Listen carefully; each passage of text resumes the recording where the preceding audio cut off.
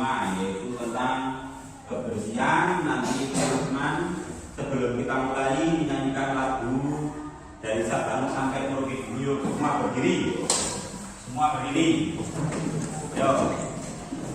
Hitungan ketiga mulai. 1, 2, 3. Dari Sabang sampai Merauke berjalan pulau-pulau,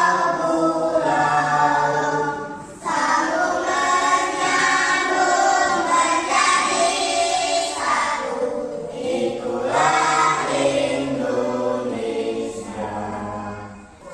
Pada kali ini ya, saya akan cek kehadiran dulu.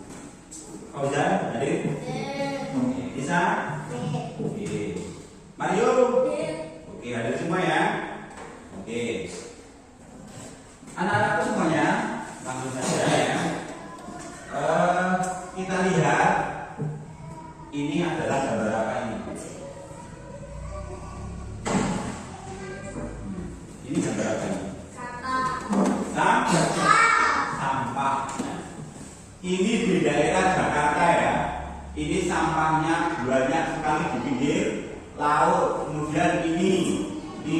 Jadi setiap harinya itu kita itu mengkonsumsi plastik-plastik, daun-daunan itu banyak yang mana? Plastik. Nah, di sini ketika plastik ini kita harus bisa menggunakan ulang kembali agar kita bisa mengurangi sampah. Karena ketika sampahnya banyak sekali seperti ini, menjadi apa? Menjadi sarang penyakit. Bau tidak? Bau.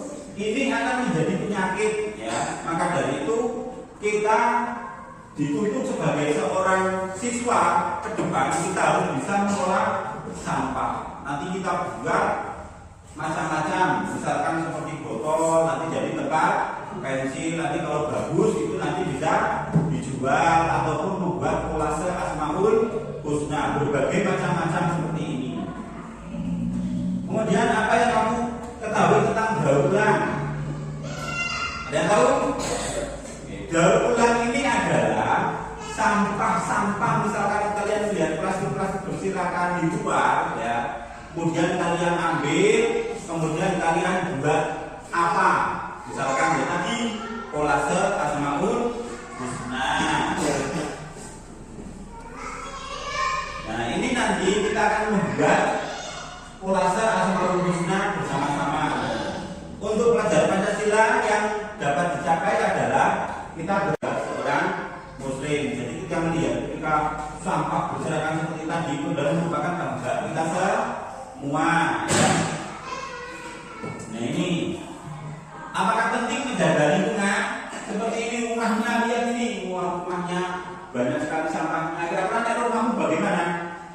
Mau dibersihkan enggak? Bersihkan, dibakar, bisa didaur ulang juga, bisa tapi tidak dibakar. Ini kira-kira itu dibakar enggak? Bahaya ya. Nah, maka dari itu kita harus pinter-pinter besok ketika itu melihat sampah kita diputar untuk sebagai daur ulang menjadi apa, karya, sebuah karya seperti contohnya itu kalau nanti kita jual itu juga bisa laku ya, dan itu akan menambah penghasilan kita. Sampah organik dan anorganik kita juga harus memisahkan ya. Kemudian gaya hidup berkelanjutan antara hidup bertujuan untuk menjaga keseimbangan antara kebutuhan manusia dan antara lingkungan. Tujuannya adalah agar kita dapat memenuhi kebutuhan hidup saat ini tanpa merusak kemampuan generasi mendatang dan memenuhi kebutuhan. Jadi ini apabila sampah itu juga akan merusak, dampaknya itu sangat luar biasa. Coba saja kalian lihat, tempatmu kalian itu kotor, kira-kira penyakit semakin banyak enggak? Jadi sarang nyamuk, kemudian banyak hewan-hewan liar di sekitar sampah, makanya akan cari sisa-sisa makanan dan sebagainya. Maka dari itu pentingnya kita mendaur ulang sampah.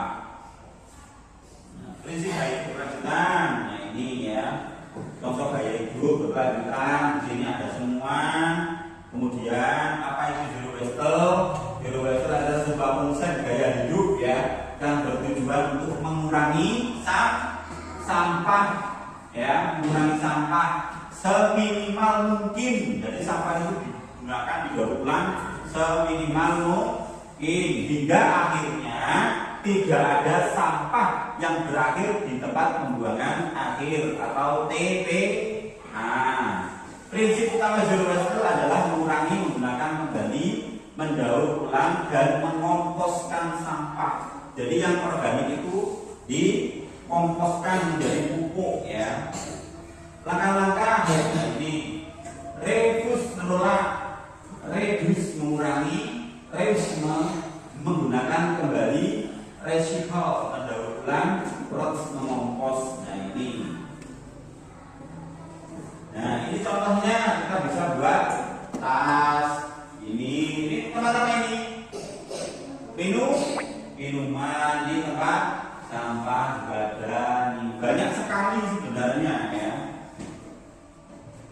Manfaat daur ulang, mengurangi penggunaan bahan mentah baru, menghemat energi yang digunakan untuk produksi barang, mengurangi jumlah sampah yang menyemari lingkungan, mencegah penebangan pohon secara berlebihan dan kerusakan alam lainnya. Jenis-jenis barang yang bisa didaur ulang: kertas, karton, dan kardus. Plastik jenis tertentu, misalnya botol minuman PET, kemudian kaca seperti botol atau jar, logam seperti kaleng aluminium, elektronik seperti ponsel bekas dan komputer juga bisa. Itu merupakan contoh barang-barang daur ulang bisa didaur ulang. Masalah ini. Nah, ini kan, nah ini begitu dibuka, ini banyak sekali pemulung ini, ya. Ini pemulung ini mencari yang mereka. Nah ini di Indonesia ini, ya. Di Indonesia, angkanya banyak sekali, ya. Satu bisa lebih juga, sama plastik semua itu, ya. Terlalu banyaknya sampah itu, ya. Oke. Nah, mari kita diskusi, ya. Pada pertemuan kali ini kita akan mendiskusikan bagaimana memanfaatkan nanti sampah plastik, ya. Nanti saya bagi per kelompok, ya. Kelompok 1, kelompok 2, kelompok 3, dan kelompok 4. Ingat-ingat, nanti saya bagi tulisan asma husna, kemudian nanti kalian ditempel-tempeli dengan menggunakan bekas sampah plastik atau apa, ya. Nanti jadi kalian tugasnya mencari sampah plastik, kemudian plastiknya itu diguntingi kecil-kecil, kemudian ditempel di asmaul husna yang nanti atau nama Nabi Muhammad yang akan nanti sebagai praktek, ya. Oke, paham sampai di sini? Ada yang mau bertanya sebelum kita praktek? Tidak? Oke, kalau tidak ada,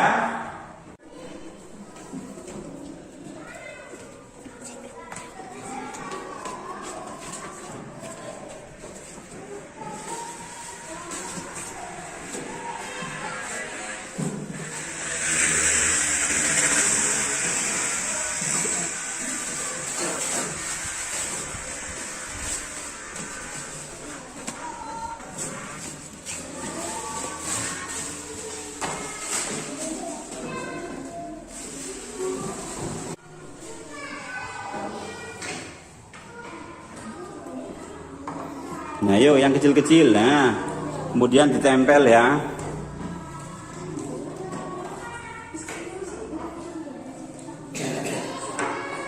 Yuk kerjasama.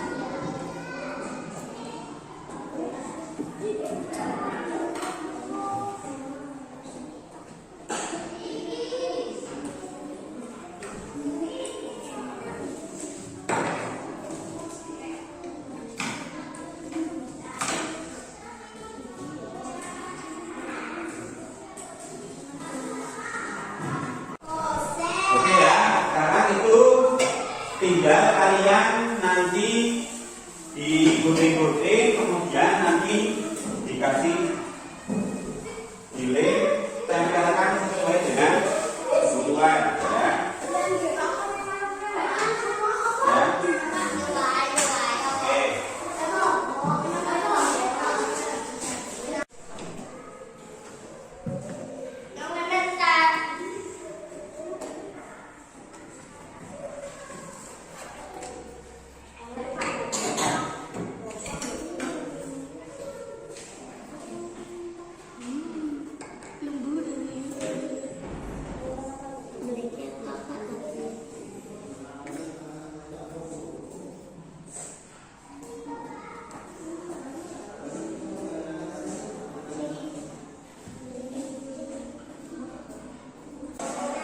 Ayo silakan. Nah.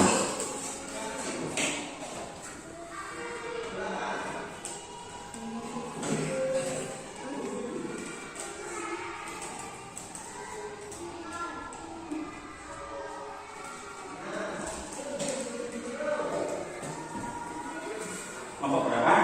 3 sudah selesai. Ya, oke, bagus. Silakan duduk kembali.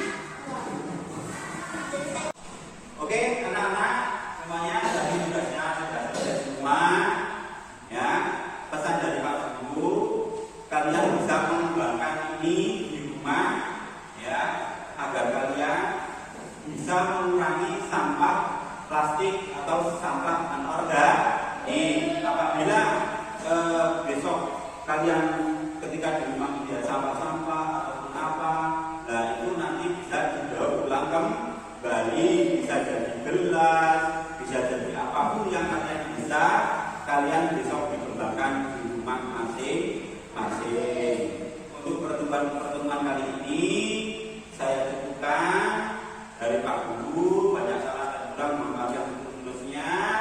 Wabillahi taufiq wal hidayah. Wassalamualaikum warahmatullahi wabarakatuh.